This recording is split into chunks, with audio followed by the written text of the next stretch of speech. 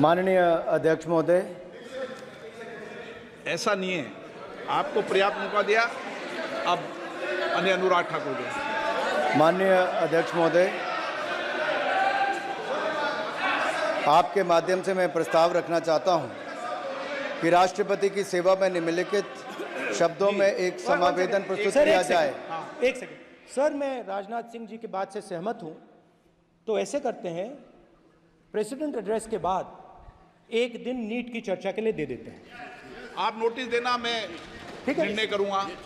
राजनाथ सिंह जी का तो सुझाव हो सकता है, निर्णय मैं करूंगा या बीएससी करेगी। ओके, अनुराग ठाकुर जी।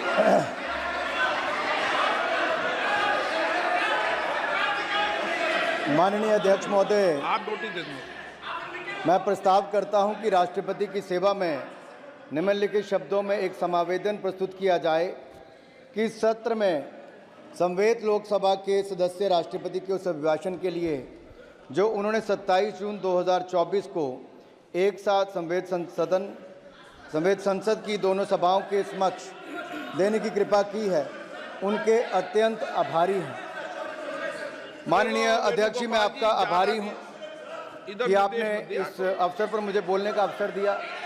मैं खुद को सौभाग्यशाली समझता हूं कि इस 18वीं लोकसभा में माननीय राष्ट्रपति श्रीमती द्रौपदी मुर्मू जी के अभिभाषण के धन्यवाद प्रस्ताव पर सर्वप्रथम मुझे अपने विचार व्यक्त करने के लिए मेरी पार्टी ने और माननीय प्रधानमंत्री जी ने मुझे अवसर दिया है। मैं हृदय की गहराइयों से माननीय प्रधानमंत्री जी का बहुत बहुत आभार प्रकट करता हूं, धन्यवाद करता हूं। माननीय स्पीकर महोदय, आप एक बार फिर निर्वाचित होकर हमारे सदन के स्पीकर बने हैं। मैं आपको पूरे सदन की ओर से बहुत बहुत बधाई और आपके इस कार्यकाल के लिए शुभकामनाएं देता हूं। बड़ी संख्या में नए सदस्य 18वीं लोकसभा में चुनकर आए हैं। बहुत सारे पुराने भी आए हैं। नए वालों को भी और पुराने वालों को भी सदस्य चुनकर जो आए हैं, संसद के सदस्य बने हैं, आपको भी ढेरों शुभकामनाएं और बहुत बहुत बधाई देना चाहता हूं।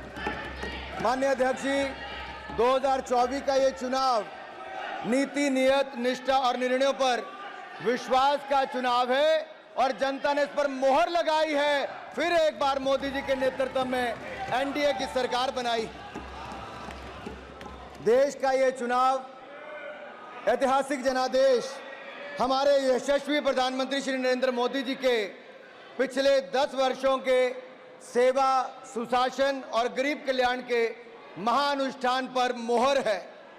देश को जरूरत थी एक स्थिर और निरंतर सरकार की, और देश ने एक स्थिर, निरंतर और प्रभावी सरकार को फिर चुना है और मोदी जी को फिर देश का प्रधानमंत्री चुना है। ये जनादेश विकसित भारत के संकल्प की सिद्धि के लिए है। ये जनादेश मोदी जी के नेतृत्व में तीसरे कार्यकाल में भारत को विश्व की तीसरी बड़ी अर्थव्यवस्था बनाने के लिए है। ये जनादेश विपक्ष के भय, भ्रम और भ्रष्टाचारी राजनीति पर तमाचा है। ये जनादेश मोदी जी द्वारा चलाए जा रहे सामाजिक न्याय पर समाज की मोहर है। ये जनादेश देश को तोड़ने की नहीं, जोड़ने की राजनीति चलेगी, इस पर मोहर है। ये जनादेश संविधान विरोधियों को लगातार तीसरी बार विपक्ष में बिठाने के लिए जनादेश है। ये जनादेश भारत की सेना, सरहद और सनातन की सुरक्षा का है।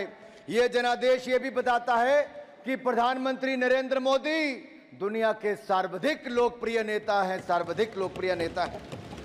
और मैं ही नहीं, अब तो दुनिया भर के अनेकों देशों ने सर्वोच्च सम्मान अपने देश का किसी को दिया है तो हमारे प्रधानमंत्री और देश के लोकप्रिय नेता मोदी जी को दिया है। मोदी जी कैसे नेता जिनको यूएस कांग्रेस में एक बार नहीं, 2-2 बार अपनी बात रखने का अवसर मिला है। माननीय अध्यक्ष जी, ऐसी अनेकों बातें, लेकिन ऐसे ही कोई मोदी नहीं बन जाता। इसके लिए तपना पड़ता है, खपना पड़ता है, जीवन व्यतीत करना पड़ता है। और मोदी जी ने तो अपने जीवन का हर क्षण, हर पल देश के लिए जिया है, माँ भारती के लिए जिया है।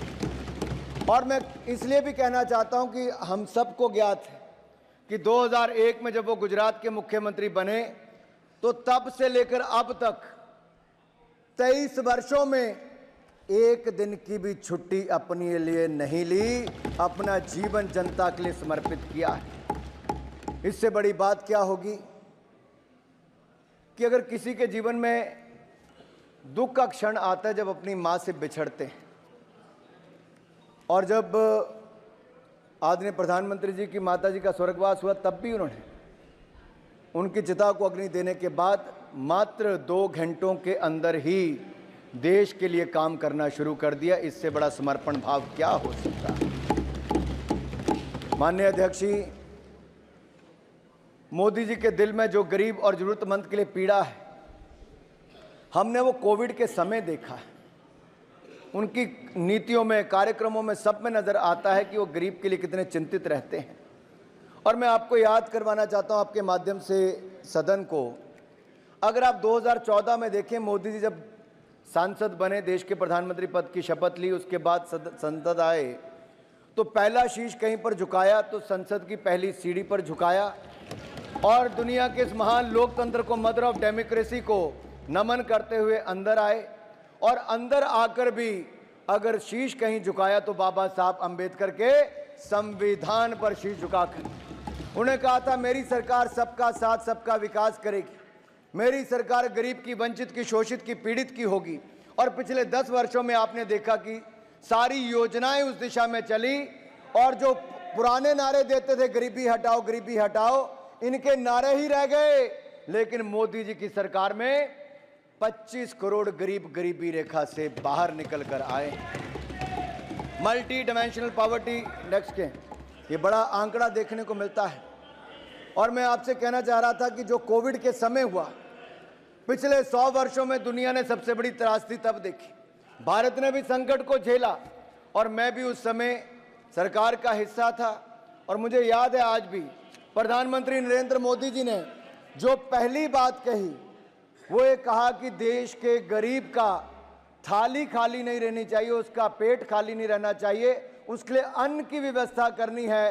तो प्रधानमंत्री गरीब कल्याण अन्न योजना लेकर आए और 80 करोड़ लोगों को मुफ्त में अनाज दिया, तो मोदी सरकार ने दिया है और आज वो देश के कोने कोने तक पहुंचाया है। उस समय दुनिया भर में जो डिलीवरी मैकेनिज्म था वो रुक गया था, लेकिन उसके बावजूद हमने देश के हर कोने तक अनाज पहुंचाया। वो बात अलग है, कुछ राज्यों में अपनी मोहर लगाकर लोगों ने वो सब काम किया। मैं एक और कहना चाहता हूं, कोविड के समय बहुत जरूरी था, प्रधानमंत्री जी ने कहा जान भी जहान भी, और जान बचाने के लिए हर संभव प्रयास किए। जो पहले हमारे देश में होता था कि 40-40 साल दुनिया भर से वैक्सीन आती थी, इंपोर्ट करने में पुरानी सरकारें लगी रहती थी। आत्मनिर्भर भारत ये केवल सोच ही नहीं, ये केवल संकल्प नहीं, उसको सच करके दिखाया।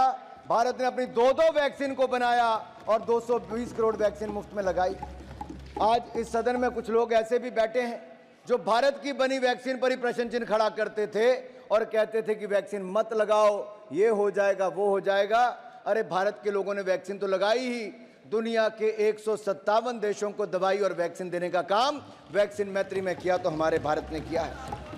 मैं विकसित भारत पर कुछ जरूर कहना चाहूँगा, क्योंकि ये जनादेश है 2047 तक भारत को विकसित भारत बनाने के लिए। और इस यात्रा में हम चाहेंगे कि विपक्ष का भी पूरा सहयोग मिले, हम अपने देश को विकसित राष्ट्र बनाएं। और अगर आज मैं एक बात करूं स्पोर्ट्स से स्पेस की और साइंस से स्टार्टअप्स की, तो हर क्षेत्र में भारत के नए कीर्तिमान दिखते हैं। आज नए भारत की बुलंद तस्वीर दिखती है मेरे जो आंकड़े में देने वाला। माननीय अध्यक्ष जी, हमें विरासत में क्या मिला था? जब 2014 में हम आए तो India was among the fragile 5 economies of the world and today India is the 5th largest economy of the world. लड़खड़ाती चरमराती अर्थव्यवस्था आप छोड़कर गए थे, आज दुनिया की 5वीं बड़ी अर्थव्यवस्था भारत है, दुनिया की सबसे तेजी से बढ़ती अर्थव्यवस्था भारत है और अगले 5 वर्षों के अंदर दुनिया की 3री बड़ी अर्थव्यवस्था मेरे भारत की होगी। और ये ऐसे नहीं हो गया। अगर मैं कहूं इनके